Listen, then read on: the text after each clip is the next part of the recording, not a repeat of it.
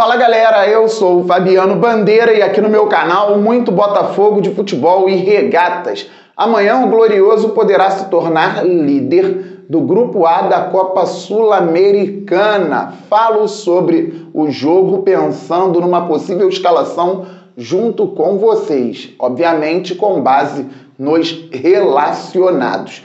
E o Lucas França, inscrito aqui do canal, fez uma pergunta bacana em um vídeo de ontem. Por que contra o Fluminense o Eduardo saltou pressão, o Botafogo marcou alto e contra o Flamengo o Castro não deixou o Eduardo marcar tão alto assim, o Botafogo se segurou um pouco mais. Estratégias diferentes. Felizmente o Botafogo venceu o Flamengo no Maracanã e venceu o Fluminense no Newton Santos. Explico um pouco dessas diferenças no vídeo. Peço antes para que você se inscreva no canal Fabiano Bandeira. É simples, rápido, fácil e grátis. Tem um botão embaixo do vídeo, inscrever-se. É só clicar e fazer parte desta família maravilhosa que torce para o fogão e acompanha o canal diariamente. Traga novos inscritos. Vamos passar dos 42.500, depois vamos muito além, pois o Glorioso é gigante. Deixa o like, isto é fundamental para o crescimento do canal, assim o YouTube entende que você curte os conteúdos robustos do canal Fabiano Bandeira e distribui para mais pessoas. E ative o sininho para que você receba as notificações de todos os vídeos e todas as lives aqui do canal. Pois é, começando com a parte tática. Contra o Flamengo, escalação do Botafogo: Lucas Perry, Rafael, Adrielson, Cuesta e Marçal, Danilo Barbosa, Tietê e Eduardo, Júnior Santos, Tiquinho Soares e Vitor Sá. A escalação do Flamengo: 3 zagueiros, início do Sampaoli à frente do rival do Botafogo. Santos no gol, Fabrício Bruno, Davi Luiz, Léo Pereira, aberto pela direita Wesley, lateral, aberto pela esquerda Everton Cebolinha, por dentro Thiago Maia, Vidal, Ayrton Lucas, fazendo ou tentando fazer o que o Gerson faria, só que o Gerson sentiu no aquecimento e não pôde jogar. Solto, um pouco mais adiantado, Gabriel Barbosa e como centroavante o Pedro. O que o Sampaoli naquele momento utilizou como estratégia? Adiantar o goleiro Santos para jogar com a bola, fazendo o Flamengo alargar bem o campo e tentando atrair o Botafogo, tentando arrumar uma arapuca para o Glorioso. Ponto comportamental. O Botafogo estava no início de uma sequência boa contra grandes adversários. Tinha vencido a Taça Rio, tinha passado por alguns times de menos investimento, normal, e estava começando o Campeonato Brasileiro. Venceu o São Paulo no Newton Santos, 2-1, venceu o Bahia fora de casa, 2-1, com menos posse de bola, mas sabendo o que fazer, e tinha esse clássico na terceira rodada com o Flamengo. Ou seja, era um Botafogo ganhando corpo, ganhando consistência. Hoje já é um Botafogo diferente, até na fase comportamental. Muito mais confiante e entendedor das ações e mais, com características próprias para utilizar contra qualquer adversário. Na terceira rodada contra o Flamengo, o Botafogo ainda estava diagnosticando alguns detalhes importantes do jogo. E como eu disse, o Sampaoli tinha chegado ao Flamengo naquela época, era o início dele mesmo, e ele tentou rapidamente, então, organizar o time de uma forma que, com a qualidade dos jogadores, pudesse surpreender o Botafogo. Ninguém entendeu quando o Santos estava adiantado com a bola, quando ele começou a jogar adiantado com a bola. Só que vocês ouviram, citei 3 zagueiros, Léo Pereira, Davi Luiz, Fabrício Bruno. Se o Botafogo sai de qualquer jeito, desorganizado, lá no início do campeonato, para dar bote no Flamengo, com o Santos jogando mais adiantado, sobraria um desses zagueiros que com a bola no pé tem qualidade. Não estou falando de marcação, de momento. O Davi Luiz sabe jogar bola, o Léo Pereira sabe jogar bola, o Fabrício Bruno não é tão limitado assim com a bola no pé. Se o Botafogo adianta a marcação de qualquer jeito, já sobra um zagueiro para adiantar, para trabalhar e de repente dar um passe de 10 metros, 15 metros para quebrar uma linha no meio campo. E mais, ele alargou o campo, então o Wesley trabalhou como um ala pelo lado direito e o Everton Cebolinha como um ala pelo lado esquerdo. O Santos pode não ser o Neuer com a bola no pé, mas sabe bater na pelota, bate tiro de meta. Então com o Botafogo adiantando o Eduardo, se o Eduardo sai errado, o Tiquinho também solta pressão errado. Isso vai desencadear em uma série de erros. E aí o Botafogo vai tendo que fechar e vai dar espaço onde nos lados o Santos tem condição de abrir uma jogada, fazer um lançamento longo, tentando encontrar o Cebolinha bem aberto para ir para um contra um, ou até mesmo para já entrar direto às costas, por exemplo, do Rafael. O Botafogo não podia ir de qualquer jeito naquela época, porque era tudo muito incipiente, tanto para Flamengo com São Paulo, quanto para Botafogo com essa consistência que começava a se criar dentro das competições mais importantes da temporada de 2023. Então, não podia dar espaço para um dos zagueiros trabalhar no meio-campo, não podia dar espaço para o Cebolinha trabalhar na ponta, para o Wesley também explorar as costas do Marçal. E além disso tudo, ainda tinha circulação por dentro do Gabriel, que funcionou como um meia no primeiro tempo. Segundo tempo foi outra história, o Flamengo perdia por 2-0, já começou vindo para cima, depois o Rafael foi expulso. O Botafogo foi eficaz, ele soube marcar. Em algum momento o Santos falharia, porque o Botafogo estava organizado. E o Botafogo, dentro do jogo, ia entender a hora certa de dar 1 ou 2 botes no máximo. Vocês vão lembrar, contra o Fluminense a mesma coisa. O Eduardo quase fez o gol no carrinho, não fez por pouco. O Manuel correu perigo dando aquele passe dentro da área. Contra o Flamengo, 1-0 Botafogo, saiu o gol do Tiquinho de pênalti e o Santos tentou fazer de novo o que vinha fazendo antes, jogar adiantado. Aí sim o Botafogo conseguiu pegar a bola e o Tiquinho chutou de cobertura, quase fez o segundo do Fogão, por pouco o Botafogo não abriu o 2-0 antes mesmo do gol do Danilo Barbosa de cabeça. O Botafogo foi ganhando campo depois dessa jogada, porque aí nós demos um susto no Flamengo. Então o Botafogo começou a adiantar um pouco mais as linhas, marcar em bloco médio. Primeiro tempo mais bloco médio mesmo e também conseguia sair de trás. Isso é legal. O Botafogo não apenas contra-atacava o Flamengo, não é porque o Santos estava com a bola fazendo o lançamento para lá e para cá que o Botafogo roubava a bola para sair em contra-ataque. Não. Em alguns momentos o Botafogo saía com a bola no chão. Mostrei aqui a época, o Botafogo saindo com a bola de pé em pé até o pênalti do Vitor Sá, o pênalti que ele sofreu, o Botafogo também tocando a bola em outras ocasiões que geraram perigo para o Flamengo.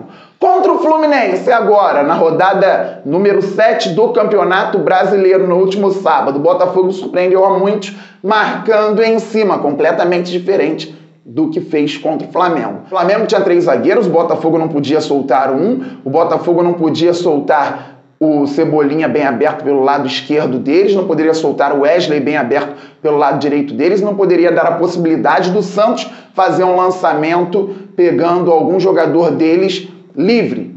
E tampouco o Botafogo poderia deixar de olhar o Gabriel flutuando por dentro o tempo inteiro.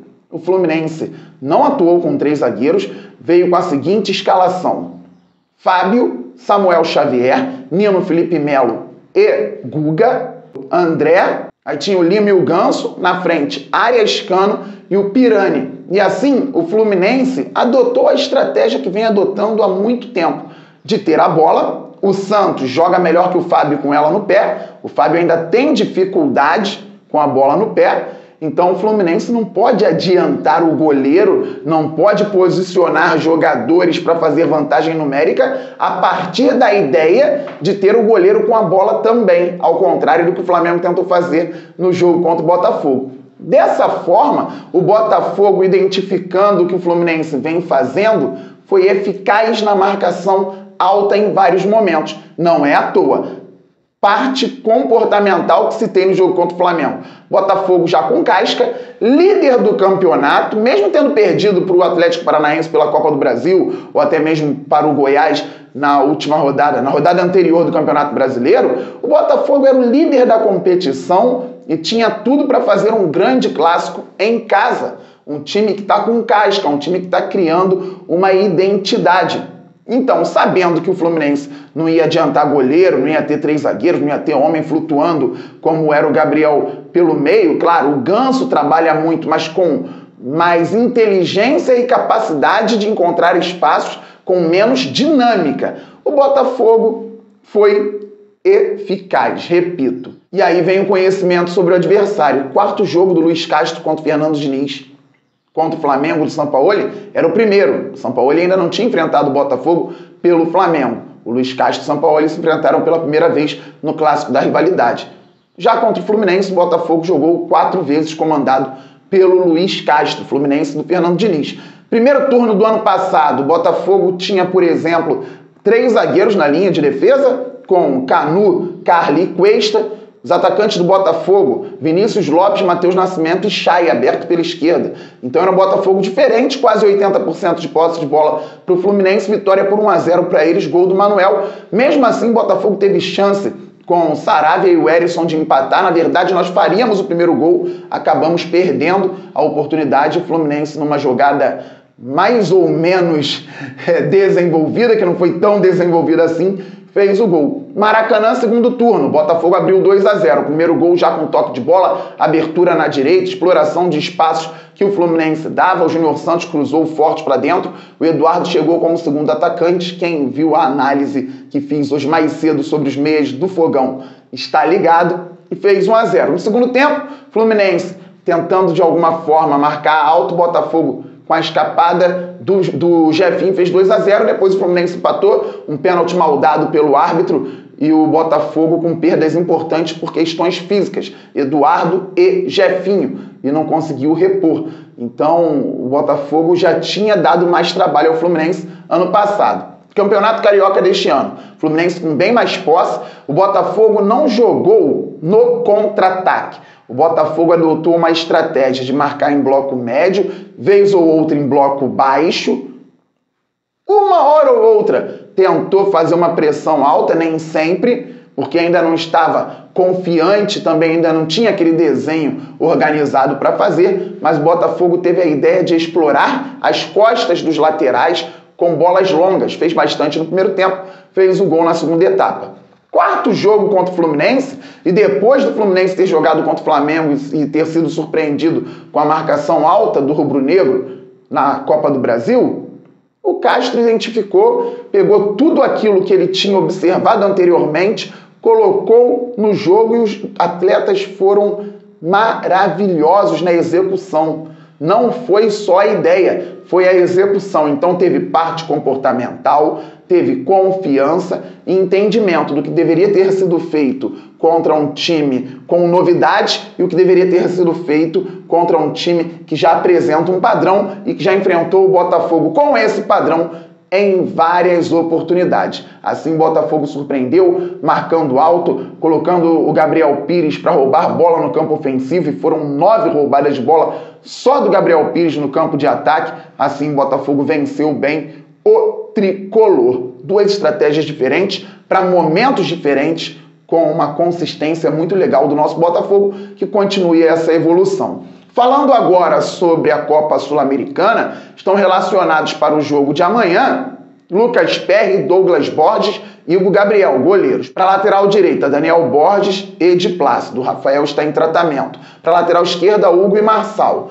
Zagueiros, Adrielson Cuesta, Felipe Sampaio e Luiz Segovia. Para o meio campo, JP Galvão, Kaique, Raí, Tietê, Eduardo e Marlon Freitas. Lucas Fernandes está em tratamento, assim como o Gabriel Pires. Para a ponta direita, o Carlos Alberto, Júnior Santos, Gustavo Sauer. Ponta esquerda, Luiz Henrique, Vitor Sá. E como centroavante, Tiquinho Soares e também o Janderson. Qual time você escalaria para enfrentar a Universidade César Valerro, com o Botafogo podendo vir a ser líder do Grupo A da Sul-Americana amanhã e tendo um jogo importante contra o América Mineiro para confirmar competitividade e liderança no Campeonato Brasileiro no domingo e tendo Copa do Brasil para vencer o jogo contra o Atlético Paranaense na quarta-feira que vem? Titulares, reservas, time misto? Vai deixar o Castro decidir? Bem, se o Castro for com aquilo que ele acredita ou pode acreditar que tem de melhor, vamos pensar juntos. Eu não sei o que o Castro pensa do que tem de melhor. Então vamos lá. É que eu não queria usar o termo time titular, mas que seja Lucas Perry, de Plácido, Adrielson Cuesta e Marçal, Marlon Freitas, Tietê e Eduardo, Júnior Santos, Tiquinho Soares e Vitor Sá, Luiz Henrique, porque o Luiz Henrique jogou como titular nas 2 últimas partidas. Então, isso é o que pode ter de melhor para o Luiz Castro. Só que o Botafogo tem essa sequência pesadíssima com jogos importantíssimos. Então, quem sabe Lucas Perry, Daniel Borges, Felipe Sampaio, Luiz Segovia e Hugo.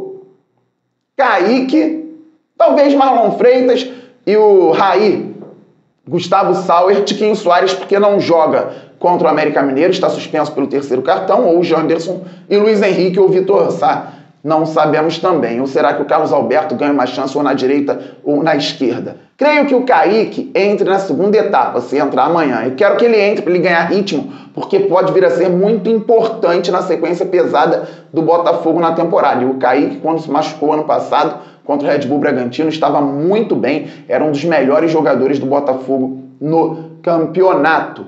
Fez uma ideia de escalação titular, uma ideia de escalação reserva, mas na verdade, galera, sendo sincero, falei sobre a parte tática. O que vem amanhã, como o Botafogo vai entrar, eu não sei, ninguém sabe, o Luiz Castro tem que saber e os jogadores também. Esperamos que o Glorioso vença e vença bem para ficar em primeiro no grupo. É primeiro na Sul-Americana, primeiro no Brasileiro, passando na Copa do Brasil. O gigante Glorioso, um abraço Guilherme, um abraço Maicon. O gigante Glorioso Connection, um abraço Bento, um abraço Chagas, se alimentando de vitórias. E em breve também, tomara, de títulos. Estamos muito juntos, saudações alvinegras, aquele abraço, valeu, fui!